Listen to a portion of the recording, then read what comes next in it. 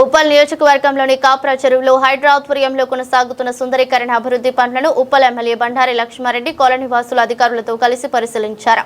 అనంతరం చెరువు చుట్టూ చేపడుతున్న అభివృద్ధి పనుల పురోగతిని క్షుణ్ణంగా పరిశీలించిన ఎమ్మెల్యే పనుల నాణ్యతతో పాటు నిర్ణీత గడువులో పూర్తయ్యేలా చర్యలు తీసుకోవాలని సంబంధిత అధికారులను ఆదేశించారు. చెరువును ప్రజలకు ఆహ్లాదకరమైన విహార ప్రదేశంగా తీర్చిదిద్దడంతో పాటు పర్యావరణ పరిరక్షణకు ప్రాధాన్యత ఇవ్వాలని తెలిపారు. అలాగే వాకింగ్ ట్రాక్, పచ్చదనం, విశ్రాంతి కోసం అవసరమైన సౌకర్యాలు అందుబాటులో వస్తాయన్నారు.